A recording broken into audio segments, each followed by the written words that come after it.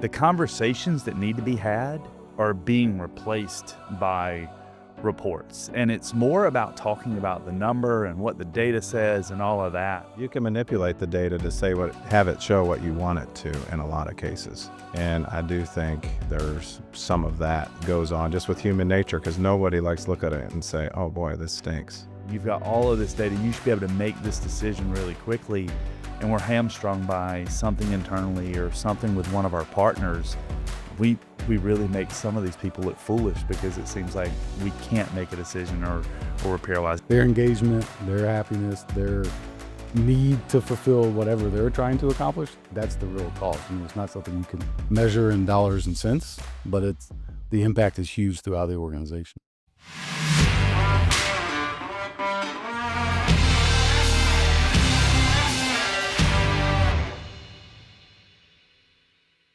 Welcome to Handled It, here today with Brent, Justin, and Danny Saleeba. Really excited to be talking about a topic today around, are you managing data? Are you drowning in it? When we look at kicking this thing off today, we're talking about data and dashboards and the line between visibility and the need to have all of that, and then overload. So let's jump right into it. First question I got for this group: why do leaders tend to hoard metrics as the organization grows? From my experience, I think it's a control factor. I feel like if they hold on to the data, and don't share it with anybody or present it in certain fashions, that it makes them somehow more safe. I don't think it's a malicious thought process for sure. Also think that's how they value themselves, is through the data in a lot of scenarios, I would say, not always, but some. And I think it leads to hoarding, potentially maybe being rigid, sticking to your ideas and those types of things as well. So I think they're all, it's the nature of humans, I guess. I don't think it's, like I said, malicious in any way. So Brent, you mentioned that, like, is there power in holding on or hoarding that data? I mean, because I don't know about power. I would say security, maybe. It's more of a function of they're trying to make sure that, their value seen as adding value to the rest of the organization or their peers and those types of things. So yeah, I'd say that's my perspective. Yeah, anyways. I can see that. Justin, I know you're getting ready to say something. Yeah, I mean, I would agree with a lot of what Brent said. I think a lot of it is the security. I think you said that word I think that's spot on, right? Security, being in control, feeling secure in the role that they have, regardless of what their level of leadership is within the organization, right? I think part of it a lot of times is driven because they maybe have lost touch with some of the processes, some of the things that are going on from a performance perspective, at the lower levels in the organization. So the data, the metrics that they have, they're really wrapping their arms around that to try to understand it better, because they don't have a clear day-to-day understanding of what's happening with their associates and with the processes and the ultimate goals that they're trying to drive. Yeah. Interesting that you say, talking about the disconnection with the associates and stuff like that, because you do see these leaders hoarding this data, creating this sense of security and control, but it leads to that lost connection. And they think they can see what's happening from reports and what's on their screen, but is that really possible? Yeah, I mean, my perspective is the reports and things they're seeing on their screen should really just be, the evident retrospect of what's occurred already with their folks, with their teams. Kind of output, rearview mirror. Correct, yeah. What I'm doing with my people is working or is not working in some cases.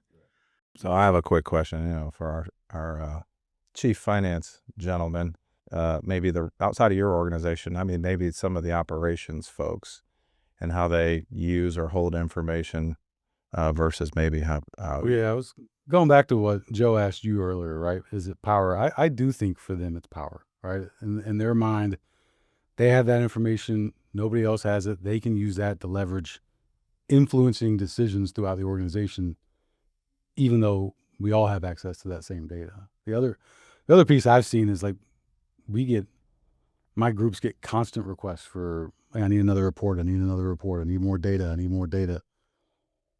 What are they doing with it all? I think we'll talk about that later, but wow, we want it constantly. So Yeah. Interesting you say they're asking for it and all that. We were talking about the connection to the associate. We were talking about the security. I mean, uh, I feel like sometimes the conversations that need to be had are being replaced by reports. And it's more about talking about the number and what the data says and all of that than what it is. So can I ask Yeah, clarifying? man, ask Is it anything. maybe that they're, I'm fishing here, that they're going for the data to validate a thought they already have, and potentially they are maybe nervous about having a tough conversation? Well, In and some that's cases. kind of where I was going. Oh, Because okay, I'm I mean, sorry. look, I think data from a validation standpoint, we all do that. I mean, you know my personality profile. I want to make sure that before I'm going to jump off, like I kind of know what I'm talking about. But I also think there's times where the numbers tell a story that may not be happening. You haven't really gotten out there and understood what's going on with this individual, but that report replaces that conversation. It's just like, nope, Justin, here's what the numbers say. This is what I believe you're doing. You need to fix this. And there's no chance for the associate to respond. So with that, can data like obscure judgment rather than sharpening it? Because I mean, you're talking about those tough conversations and using it. Is there an opportunity there where there's an obscurity? yeah, I mean, I'll jump in on this first. I mean, I look at we get one bit or piece of the data, we don't get all of it, and then we jump to make a decision, right? So we're fast to go, oh, I saw this trend or perceived trend, not understand it, go jump and make a decision before we've really thought through the whole picture. How's it going to impact? What's it going to do? I feel like we're doing that on a daily basis as an organization, and probably every organization is. Well, I mean, I think Danny's right. Sometimes you have poor data, sometimes you have not enough data. But a lot of times what I see is maybe they don't understand how the data aligns with the behavior. So because they don't understand that, they don't really know how to have the conversation, and they may have it just about the data when in all actuality it could be about the day-to-day behavior. So if you think about our lean practices of go and see and going to try and figure out what the associate might be struggling with, or our customer, because the same things, apply to anything you use information for. If you're not seeking out the root cause through the behaviors that led to whatever it is you saw in the data, I use air quotes. Yeah. I think that happens a lot. Love that you're going here, because thought that comes to my mind when we talk about how data can unintentionally do this, I think about the lag in a lot of our data points and the fact that it lags the reality. It lags real time. I mean, financial statements are probably the most common place where we're looking at everything that happened from the last 30 days and we try to make decisions based on what that data is telling Easy on the us. financial statements, all right? I was going to say, Not picking on your we group, set but records now. But there's a lot of data points where it's not real time, it's not actionable, and your comments are spot on. Like when you get out there and you're in the face of what's happening, you're getting reality. You're seeing the data being created, and maybe judgment's a little bit better. Justin, were you adding something? Yeah, I was going to tie into both these guys. I mean, I think it does provide unintentionally provides a false narrative, because I think a lot of times leaders will dive to one extreme or the other on the spectrum of the data, right? Like extreme good or extreme bad, instead of, and I think Brent said it, instead of really understanding what are the trends, how do we really analyze what's there, not being reactive to what you just saw that happened yesterday, but really, goes back further than that. I think understanding how to utilize it and how to compartmentalize that data is extremely important. If not, you will drive towards that really false narrative. Something just came to my mind. I'm sitting here thinking about all of this data and how it comes at us, and we're talking about what comes at us, dashboards and all of that. None of us like the bad data. None of us like the story that comes out that says something's broken. Do you ever get the feeling that leaders may intentionally create dashboards around things that tell a really good story? I was going to say so. I was sitting here thinking as you asked the question, and I don't think we have as much of it as we used to, because we have the processes in place. But before we had a lot of that, you had, people that are very creative with how they look at the data. Yeah. Or how they might put their graph, with thousands versus millions, and you can do all kinds of tricks. Sorry, I didn't mean to steal one of your number one tricks you like to use, but you get what I'm saying. You can manipulate the data to say to show it, have it show what you want it to in a lot of cases. And I do think there's some of that goes on just with human nature, because nobody likes to look at it and say, oh boy, this stinks. Interesting. Also makes me think, I mean, I know in our world, with me coming from the operations side of the business, specifically service, I can go and look at one metric and it can be great. And you go and try to tweak that metric and 5 other metrics are moving. And I think that's the same in a lot of businesses. Like you got to know what you're looking at and what story that one's telling. Because man, you can pull the wrong lever too fast and really do some damage. So what decisions genuinely require data when you think about your business, and which ones don't? I think the easiest ones are the ones that have repeatable processes, right? That have repeatable actions that occur so that you can track it. Because that's the key. We talk about quality data, right? You've got to have actual things that you're able to record against to really help with that decision making. So I think those are easy ones that you can use in decision making. Okay. I think I'd be bad in my role if I didn't say all decisions require some level of data, right? No, I mean, in reality, I think they all do. You got to understand it. You got to understand what the data means, like we've said already. Also, the speed you want to make your decision really matter. I mean, if you've got to react to something that's going on in a customer situation now, you might not have time to wait and collect 3 weeks worth of data to make that decision. If you're going to move on something different, you might have the time to collect more and help make a more, information-based decision. All right. So I think those are key facts. And I think the data really has, and you touched on it, the quick decision making, right? You've got to trust in the gut a little bit, but the data's got to back up or educate you so that you can make those quick gut decisions, in those moments that Danny talked about. But it's got to be an understanding of it on the front end. It can't just be completely reliant on it. I think primarily we need data to make decisions because the complexity of the situations that we're in require that in a lot of cases. But, when you're thinking about, you asked the question of which ones, maybe not so much, safety comes to mind, matters of culture. You're not thinking about, what the data suggests. You're dealing with individual type scenarios. We have some others, I would think, where, common sense prevails, and you have to be able to give your associates the freedom to be able to do that. Yeah. I think the other thing that really stands out to me is that we have people that will go and consult the data when the context that is right in front of them tells them what decision needs to be made. And it's like, hold on, Justin, I'll be right back. Let me go check and see what the computer tells me. And it's like, nah, man, you're empowered to make that decision. That doesn't require data to tell you what's right. Almost like the golden rule. Oh, yeah, Right? You kind of know what it is. Changing gears a little bit. Dashboards, sometimes they create a false sense of control or confidence. How do they do that? Danny, you're into a lot of building dashboards, looking at dashboards. I think it's what you just said, though, right? They have that, they know what the decision's supposed to be, but they go back and consult the data, right? So it's a lack of confidence by them as a leader, as an associate working directly with a customer or whatever it might be. So now they've got to go back, look at that data, and that gives them the confidence to make that decision. But that's not always right? So they're over there worried about what this says and thinking that piece of information is so key that they make that decision. But that dashboard might have something that was going on in the environment three months ago, right? In that customer's environment, that associate environment.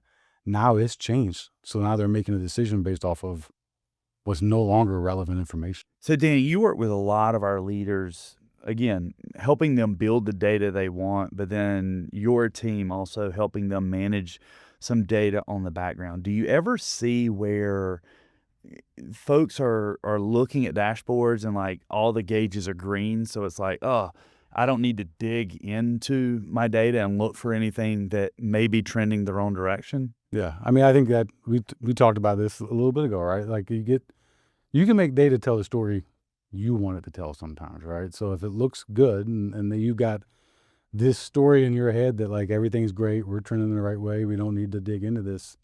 All right, one, that stunts growth in general, so that's not good for you. Two, if you don't understand the data, who says it's even right? Yeah. Right? Who says we're even looking at the right thing? Yeah.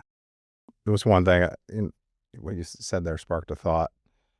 We're talking about dashboards, and we're looking at the dashboards, and all of a sudden you see some great results out of the dashboard. You go, man, what the hell? How'd this happen? You go and find out that maybe the team has found a better way and has gone outside the process, or a worse way that leads to some sort of issues. So the dashboard is not always telling the true story potentially, and negatively or positively. So I think the danger of dashboards at times is if you don't understand what the processes are, you get false pride or hope or whatever you want to call it. I think that false confidence is even more dangerous with what you just said. You see all those green dashboards, you don't even go to look to find out why. You just go, man, I'm doing a really good job. I'm looking Exactly. Yeah. You never even go and back that's to think. concerning. So, Brent, you and I talk a lot about the culture and where we've been, where we're going, what it's going to take to get there. And as we're sitting here talking about dashboards, and you just started talking about going and looking at some of the stuff that might be in the dashboard, finding out something about a process, there's also the piece around the employee engagement that doesn't necessarily show up in a dashboard. Maybe it shows up in an engagement survey. The customer service levels, like we can be checking all these boxes and the customer experience not really be what we want it to be. Are there things that you think about, or things that you do, or things you would want to see broader picture that, hey, maybe the dashboard doesn't tell us, but how do we weave in looking for that engagement and the customer service levels? Well, I mean, I think about it often, but it's very complex with all the different business units that we have. And I often wonder, when you look at the dashboard specifically in each of the different areas, do they all add up or line up to our customer satisfaction goals that we have? So they may be individual to that area, but what is, speaking with, Ashley in the past, and what is value add and what isn't, and what is truly value add to the customer might be different than what our dashboards are. So when they're not in alignment and they don't produce what we're ultimately looking for, those are things that, make me pause and give it thought. At the same time, we don't want to stymie the empowerment and the evolution of them making their job better and the areas better. So I think it's a balance. But if you're focused on the outcomes properly and you have the right behaviors and you get the dashboards aligned, which this is like pie in the sky stuff, you get what you're looking for. But it's the problem is the environment's always changing. And so you're always chasing it. But to me, that's the utopia, if you could get I know it. Lauren joins us for a lot of these episodes, and she'd probably put in a shameless plug to say, hey, if you're out there listening today, like that engagement data plays as big a role in your dashboards as what some of the metrics and benchmarks that you have out there are. I just had a flashback. You guys remember when we first did our engagement survey? And I remember just being so upset with myself mostly. We were asked about what the vision of the organization was, and they didn't understand it. And I, like a dummy, this was my response. Well, I've said that about 1,000 times. But we realized that just because you say it doesn't mean they hear it. And if we weren't doing all the other things properly, and now it's one of our better scores, not to brag, but you're right. We learned a lot through those surveys. So the four of us have the fortune of moving pretty quickly and working for a company that's moving really fast, making a lot of decisions. So when you look at data, what is the real cost of waiting for perfect data when you're moving as quickly as what we are, or as quickly as some of our customers or someone listening might be? Yeah, I mean, I think for a lot of our customers, or at least the conversations that my group's involved with, it's they have an understanding that the data is always changing, it's always evolving. There's certain components that that are static, that are always going to be the same, but a lot of their numbers as they grow very quickly are going to continue to evolve and change. So the way that they look at it and evaluate it is going to be extremely fast paced. Again, it goes back to that whole conversation of them trusting in the decisions that they made to get their organization there today, and then continuing to use that data to support the decisions that they're going to make for the future. I think that most of our customers that are at that level understand that the data should support what they're going to do, but ultimately not hold them back from making those decisions to continue to drive in the direction that they're going. Yeah. Yeah. I'm just sitting here thinking about the urgency that sits in this room right now, the four of us, the fact that Below average. most of us are gut guys, like willing to make that decision. You don't want to miss that timing, right? And we're not necessarily willing to wait on that perfect data. Well, also, I mean, the gut plays a huge part in it. But if you think about, forget about us for a second, the frustration that boils up within our teams and our associates is paramount while they're waiting for anybody to make a decision. Because they really want to be successful. They really want to come through for their customers. And when we're standing in the way of that, I think we sometimes might lose sight as our overall leadership group, the frustration that it causes within the teams. Yeah, So, no kidding. I mean, we say it all the time. You don't understand it until you go stand in front of a customer that is expecting that decision to happen. And in their mind, I'm working with this big organization. You've got all of this data. You should be able to make this decision really quickly. And we're hamstrung by something internally or something with one of our partners. We really make some of these people look foolish because it seems like we can't make a decision or we're paralyzed. Danny, you were about to say something. Yeah. Well, I was just, when you asked what was the cost, I went straight to trying to do an ROI in my head here, as you guys would expect. But I mean, really, it's what Brent said, right? It's the cost is how it impacts our customer, impacts our associate, right? Their engagement, their happiness, their need to fulfill whatever they're trying to accomplish. That's the real cost. I mean, it's not something you can measure in dollars and cents, but the impact is huge throughout the organization. Well, when we started this episode, we were talking about, like, are you using it the right way? Are you managing data, or are you drowning in it? And I'm a firm believer, like, data is important. I confirm a lot of decisions with data, but at the same time, that data tells a story. It gives me direction. It helps me figure some things out, but it can't paralyze the organization. Otherwise, again, we hang people out and make them look foolish. When is it not just acceptable, but necessary? And I know you're going to get a kick out of this one, to eliminate metrics and reports and needless data. oh, Danny's about to have a seizure. No, I mean, Never, right? You're going to say never? I'm just kidding. no. Well, I mean, I was thinking of saying never just to mess with. No, I mean, at the end of the day, when it's paralyzing your decision-making process, you have to figure it out, right? When your metrics contradict each other, we have lots of metrics. Sometimes we have goals that we've created that they fight each other. It's like, well, we want to do this, but we want to do this at the same time. It's like, well, how do you do that, right? You've got to find out what's most important to your associates, what's most important to your customers, and then go execute on those. I thought you were getting ready to go a different direction, because I was talking to a leader the other day who said, hey, if I go look at it in this report, it tells me this number, but if I look at it in this report, it tells me this number. Unfortunately, we have some of that too. But I'll pick the one that gives me the one that looks the best. I think Danny's spot on it, right? When they start to contradict, because what happens is it creates roadblocks to oftentimes gets in the way of whatever the vision the organization has set forth. You know, that journey that you're on, all of a sudden you're using data that's contradicting itself and is putting roadblocks in place that's slowing down that progress of growth and development. I think when those things are identified, you need to remove those metrics as quickly as you can and let the momentum continue to carry you forward. This one's a little bit of an emotional one for me. So I figured. Yeah, when doing the right thing, I don't really have much use for metrics if it's going to say that our associate's going to be put in a position where they have to. I'm not saying you're saying that, by the way. Do the right thing.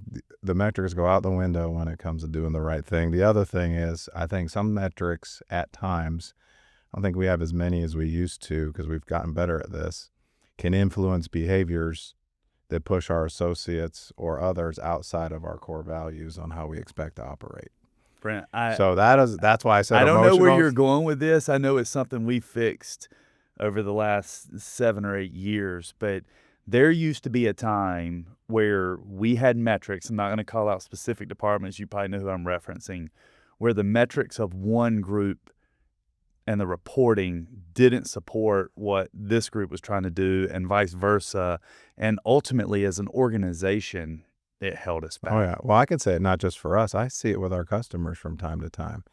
They're contradicting themselves with their own set of metrics. Yeah. And so I think when you have those, you need to get rid of them. Well, if you're going there, The metrics, not the people. I mean, just to here's be the clear. thing. I think we see it so often in this regard where it's operations versus sales and they have competing metrics, or it's finance versus operation. I mean, you think about RFPs that we're involved in today, and you've got the operations team who's trying to procure automation or forklifts or whatever, and they want it to drive throughput. And no offense, Danny, but Danny's over here saying, heck no, we've got to get the lowest cost provider. And like, it doesn't jive. The other thing for us around this, I mean, we're talking about when's it necessary to eliminate these things. I think about 2S, 5S, and Ashley's a big proponent of like making sure your house is clean, like you get the waste out. I think about the number of reports that just used to come to me that were automated, and it was one more email to open. It was one more report to review. And I really wasn't doing anything with it. And the number of reports that were created that when your team went in and looked, it's like, yeah, we've run that report 3 times this year. Like, what is the validity of that report? Like, how do you help clean that up? I mean, it's an ongoing ecosystem of cleaning up. I mean, I would say, I won't say the exact number because I'm not positive, but it's over 900 reports we have today, different reports. Yeah. All right, Telling so- us what? Telling us all tongue in 875 different stories. Yeah. So right, we got to go in and we got to again understand what is our vision, how are we trying to drive our business, and then make sure those metrics align. You know, we didn't really talk about it, but as you have vision changes, leadership changes, that's how you end up with kind of reports that contradict each other, right? Because one set of leadership might have looked at things one way and had a different view on what they wanted their outcome to be. Next group comes in and goes, hey, we need to focus on supporting this for our associates and customers. And it changes, and we don't get rid of the old report, right? We don't clean it up. Next thing you know, somebody's running one report looking at it, and somebody's running a different one, Yeah. and they're arguing with each other about. Yeah, I get it. Well, look, great conversation. We're talking about managing data or drowning in it. I mean, I think the key thing to kind of sum up some of this conversation is like, you've got to understand what your standard work is as a leader and as a user of that data, and what's the intent of it, not just looking at it because it's available or because that's the way we've always done it, but really looking at data for the story it tells, how we couple that with the story our associates give us, and what we're really trying to drive in the business. So we'll unpack even more of that as we continue. If this conversation challenged how you think about operations, leave us a rating on Spotify. It helps other operators find the show and keeps these conversations going. All right, so we're going to unpack an article that we recently read talking about when too much data actually reduces decision making. And one of the stats that really stood out to me was 97% want more data. The people are asking for more data, but only 28% of them trust that the data is actually going to help them and that they're going to be able to make decisions with it. So would love to get your take on what you read into that article, what you can do with it. I mean, it was interesting, just the stat you just gave, right? Like, we want it so bad, yet we don't trust it. We don't know how to use it. All right? Why do you think that is, Danny? I honestly don't know, but I can tell you there are lots of reports I look at and I go, what am I doing with this? How do I use this? And I'm supposedly in charge of things like this. Isn't your nickname Danny Data or something like that? Yeah, I think I'm drowning in it, to be honest with you. But yeah, I mean, we want it in every decision. I mean, forget about work for a second. You want it in your personal life too. You don't want to make a decision with your own finances or with something that impacts your family unless you feel confident and you have it. So you want more data to understand it. But like, how I don't think we know when too much is too much is the I problem. definitely don't think we know that. And this one, I'll be honest, I don't know, but I'm going to take a guess here. I think it when people go for the reports or ask for this report or that report, I don't think generally they're trying to figure out a problem. I think they already have an idea of what they think the answer is, and then they're going to look for the data to validate their opinion. And so I think that's what happened in your survey is my guess. That, like I said, I'm not trying to say I know that for certain. And then when the report doesn't tell them what they want, instead of saying, boy, that wasn't what I thought, maybe I should go look at this, they go for more data to try and justify Constantly dig until they get the answer that the they answer want. that they want. That's what I feel like, but I could be wrong. Sounds like every conversation with my wife. I just keep digging until I get the answer I want. Or you just keep digging until we never see you again. They're both possibilities. Hey, one of them creates the hole that she might bury you in. That's what I'm saying. He's got a backhoe in his backyard. And look, I mean, when I read this article, there was a piece of it where I was like, okay, we're not that different. Because, I mean, this survey talking about people wanting more data. And, I mean, this was across the globe. So they want it. They just don't want to do anything with it. And, I mean, that supports your It could point. be like maybe that also because they don't know, maybe their personalities are such that their analysis by paralysis, as they say, like they just keep looking at, and that's how they justify maybe their role and whatnot, is that they're constantly digging for more I information. think it's they don't know, or they just don't have confidence in the decision they're making. I really They're don't newer know. in their career, or they're longer. They've been in their role for 20 years, and they still think, they might think that how it worked 20 years ago is still the way we need to do it. So, But the other thing that jumps out to me is like people are willing to ask for that report, and that data is going to tell me something. I can get to a point where there's decisions and actionable data. Do I have the time as a leader to spend the time digging to then be able to go and act on it? And I think that the paralysis, right, getting stuck in it. But I mean, a lot of our people already say, like, I've got so much going on, so much coming at me. You throw a couple more data points at them, and all of a sudden now that becomes research time that I don't have. How do we help them affect that? I think the one thing else I read in here that kind of jumped out, and I mean, I'll be vulnerable here, right? Really detailed data can be challenging to decipher sometimes. So again, the human aspect of this is it's not intellect, it's just experience. You really understand how to look and unpack everything that's being put in front of you on a dashboard or on a report from that data perspective, right? And I think that then hinders the ability to go make sound decisions, or leads to misunderstood or misinterpreted decision-making processes.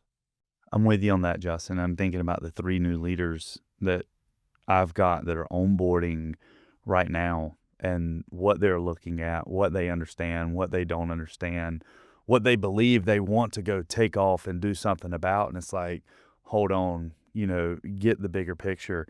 I mean, I love data. I could spend all day in it, but at the same time, I love the urgency of seeing things move. And so when you think about the gratification of leading and making change, right? I mean, sometimes data holds you back from being able to do that. So I think there's a real balance in this. I think there is. I just, as I'm listening to all of you, I think a lot of it is determined upon how you go about problem solving as an individual.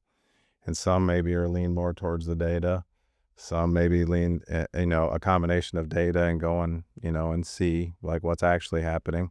Some rely on their past experience, like you mentioned, that it used to do. So I really, I think we really can't blame the data. Maybe where the answer's in the leadership development side of that. Could be. It's funny. I really thought you might have been going somewhere else, because you and I differ. Oh, we do. When in we this problem regard. solve, we go. Yeah. Woo. Yeah. We 2 opposite different ends. ways to get to the same problem. That's what made me think of it. I wasn't going to say it, but I'm glad you did. Yeah. Anything else that you guys took away from the article? Not about the article as much, but your 3 new leaders have all asked for a lot of data. So, but it's interesting. No, I mean, I say that on purpose, but I've also watched them as I've slowly give them data. They're going into their business and trying to learn at the same time, right? Like if you don't do both, then you're not going to make the best decision, most likely. I mean, you might, but it'll be accidental excellence at that point than intentional, right? So I mean, I think that's a big piece of this paralysis, right? Is we come in and we're like, give me more, and I think to what you were saying, like I think they're hoping they ask for one, or maybe it was you who said they're asking for one more piece of data, and that gives them the easy answer. Like they don't, like I'm going to get this, I'm going to ask for this. This dashboard is going to pop up with this new gauge on it, and it's going to tell me what I need to do. I'm not going to have to look into it anymore. And that's. But how often does that further complicate what they're trying to accomplish? I think almost every time, right? Yeah. Well, you said it, Brent. I mean, as I sit here and think about it, there's two things on my mind. One, AI, and I know you're going to laugh, but I do think AI is going to give us an opportunity to create more actionable insight in the data much faster, reducing that paralysis time where we're having to sort through it. But the other piece is when you go back to that stat, almost 100% of the people surveyed wanted more data, but only 28% of them actually wanted to go and do something with it. How do we work on the development of our leaders so that the next time this article comes out, it's like we've impacted the way that you look at data, you use data, so that more people are starting to not only want it, but they're starting to use it. So excited to see where we continue to take this, how we continue to influence it. Great discussion, guys. At Carolina Handling, we help operators simplify complexity so systems actually perform under pressure. From automation to layout and labor strategy, we focus on solutions that hold up in the real world, not just on paper. Learn more at carolinahandling.com. All right, ready to bring a little conflict to the set of Handled It. We're going to go into agree and disagree here. Got a few questions here. Want to see where you land on it. First one, more data generally leads to better decisions once teams know how to use it. I'm getting in on this fight. You don't usually avoid them. You're saying I run to trouble. You do. Well, you know the old story about the bulls, right? Why they run towards the storm. Yes. It's not that old story. Oh, okay. No, in the storm, they run to it, and that's smart because if you run into it, the storm passes quicker. If you run away from it, you're in the storm longer. That is true. I think Nash would tell me that's in Fortnite, too. All right, agree or disagree? Am I the only Oh, agree? Look, we got a little balance over here, Brent, you and I. So this is not normal. I changed mine. Justin, quick to disagree here. I mean, why? It's not about more data. It's about quality, better data. Okay. Right? I mean, that's what's going to give you the opportunity to have informed decisions. Yeah. Danny, I how really about you? think it's just because Justin and I are usually the most positive people in the company, so we wanted to go this way. No, I mean, Wow. Good thing we're inside. We get struck by lightning. Look, we can give you all the data you want. Doesn't mean you're going to make the right decision. You've got to still understand, and I know you said how the team uses it. Yeah. They have to understand the business, not just the data. All right. If you just understand the data, I don't think you're going to make better decisions all the time. Got you. Brent, you agree here. Well, I mean, it's, this one had a lot of outs in it because it said, more data generally. So that means not all the time, leads to better decisions. And then the kicker for me is once teams know how to use it. So if they know how to use it, then the more data, the better, because they can be more efficient, more accurate with their decision making. Now, you could also, if I wanted to play devil's advocate, No, you're on my team. They already have enough. I know, but if they already have enough and they're already doing it, then why do they need more? Facts. So, but generally, I agree with that kind of philosophy. I was in the same camp. Like when they can harvest actionable data, like it moves things really quickly. All right, number 2. Dashboards improve alignment when leaders agree on what actually matters.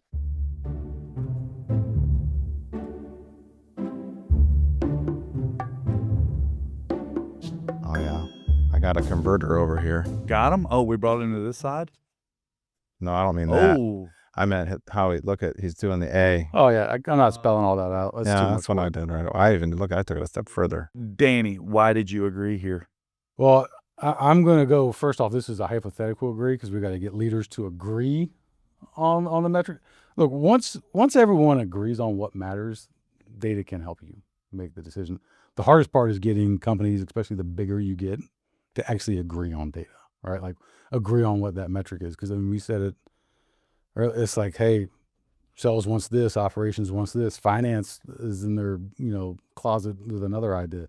Just kidding, we're not in the closet. But like, I mean, it's all over the place. I was wondering where you guys were, but now I know. Yeah, Justin, it's important to know that. Go ahead, Brent. No, so I just had a flashback to, I had service there for a while reporting into me. And when I first took that over, I was working with the team leader council, and I remember they had all these metrics. And not only did the leaders not agree with them, there was too many. There was, they didn't believe in the reports, and they were right, by the way, on a couple of them. But when we pared it down to just 5 that everybody kind of got on board with, they were able to, create actually actionable things out of the data. Yeah. So I guess that's why when everybody's in alignment and the data is good, and we're assuming that with this question, I hope, I do agree with that. Justin, you were on the other side. What were you thinking? Yeah, I guess for me, dashboards are really a reporting tool that should reflect the evidence of the alignment that's already existing and happening on a day-to-day basis. It shouldn't be the tool that then drives the alignment. It should be the picture that was painted. Yeah, I don't think it's the dashboard. The dashboards are outcomes of the stuff that already happened anyways, but that's only can come out good if they're already aligned, I do think we all agree that alignment only happens when all the leaders agree on what really matters, what we're trying to move, that value that Ashley talks about a lot. All right, number 3, experience-based intuition loses relevance as data quality improves. All right, we ready, boys? All right. Where we at? Disagree. All right, Danny. Oh, man. Odd man Oddball. out. You're Yeah. solo on this one? All right. I mean, I agree. Look, I was on the fence. I could see where you guys are at, but I still think once we know we have the right data and it's quality, all right, it's going to help lessen that experience base feel, right? So like it doesn't, you still need it probably at some level, at many levels, but the whole, I know I'm right, this is how we've done it, we got to do it this way. If all of the data points in a different direction and you're still stuck in that direction, Yeah. I think you've got to go back and reevaluate how you're looking at it. Okay. Valid point. Justin, Brent, other side of the fence. I just think the quality of the data should really amplify that experience-based intuition. Right? Oh, you're saying couple it. It's almost exponentially changing speed or quality and take it from 0 to 60 in 2.5 seconds, right? I mean, it should absolutely hyper accelerate it if it's good quality data and you've got that intuition that already exists. I do think experience, it goes a long way. And but if you think about like our old work in process behavior, maybe 10 years ago, how we felt about work in process, and we would drive that, and that old experience of thinking that we're going to drive work in process down to the fact where our techs stop opening work orders. Yeah. Which caused a bigger problem for us, if you get what I'm saying. So it doesn't always, but I do think it's hard to beat understanding the intuition of what's really going on, because if the data goes wrong, it's easier to see. Yeah. So I'm with you. All right. Leaders benefit from having visibility into most operational data.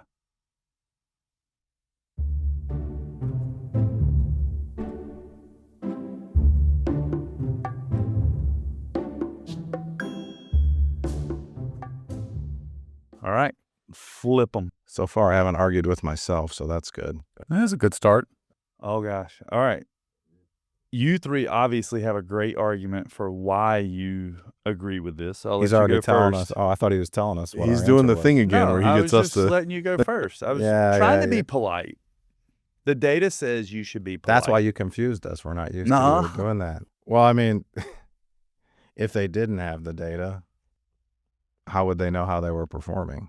I like to think of a lot of our reports, yes, I say it all the time, that you're looking in the rearview mirror and I drive a car out the windshield. At the same time, how are you supposed to know where you're going if you didn't know where you already went? So I do think it's a combination of both, but that's why I agree.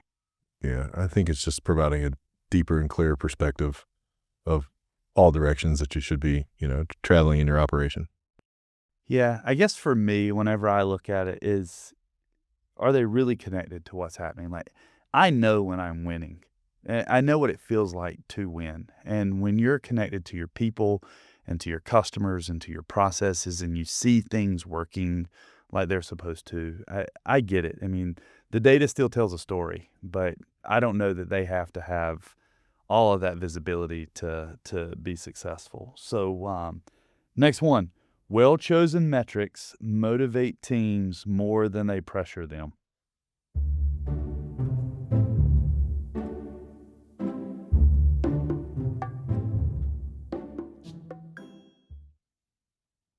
Agree. Look at us. First time ever. It Talked only about took alignment 5 earlier. Here we go. questions to get us all aligned. So tell me why you guys agree. I mean, I think I live this daily with my team. At least I've seen it, right? Where we've got an understanding of what those metrics need to be, and it really does showcase what's happening on a day-to-day basis. I think that it creates a common goal and a vision, and has allowed us to all track in that same direction. Yeah. So I've told this story in other places, and I agree here, but I agree with reservation that you've got to involve the people in helping choose these metrics, because I remember back to Pate Dawson when I was choosing really good metrics that were going to drive operational efficiencies and customer satisfaction and all of this, and I walked out to a shop floor where everyone was basically on strike, and they had sat down because I had not involved them in the metrics. Even though they agreed with what the metrics were and that they could accomplish it and all of that, they felt like it was just this whip and this pushing down on them from a leadership standpoint. So I throw out that caveat. It's interesting you say that. So when I, listen to the question, well-chosen metrics motivate teams more than they pressure them, I approach that with the thought that any metric that you have should be motivational, even if you're behind or if you're ahead, if you're choosing the right ones. And so you're right. I didn't think about that. The way that you adopt those metrics has a lot to do with how they're viewed as whether they're well chosen or not. Right. So I think the leadership with those metrics is key too. All right. I mean, I look at accounts receivable and collections. Every company has the same goals. I mean, maybe not the same goals. They have the same metrics, right? You're worried about managing your risk, your past dues, your days to collect. It's all the same. But how you lead it determines whether it motivates or not. Like, I mean, it's that simple a lot of times. Well, it goes back to, we talk about it all the time. We have work in process, which is WIP, or you can have WIP with a WHIP.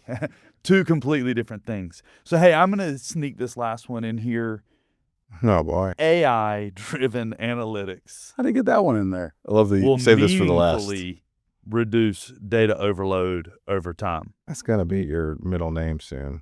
I love AI too, but the fact that you bring it up every waking moment makes me just trying to it prepare challenges you my guys love for relationship what with is it. coming. All right, flip them around. I'm going to love. You switch straight to it. The only reason you disagree is just because I think it is purely no. You agree think with it's because this of one. cost? No, it's because I just want to disagree with Joe. Now that I knew. That's what I thought. 100% The cost what it has is. nothing to do with No, it. I will say, look, I mainly wanted to argue with you. I do see the value in AI. I do have a lot of fear that we will overuse AI versus forgetting how to understand our business, right? Yeah. We'll try to go into, let me have AI do everything for me. And we're never going to meet our customers' needs, our associates' needs if we go that route.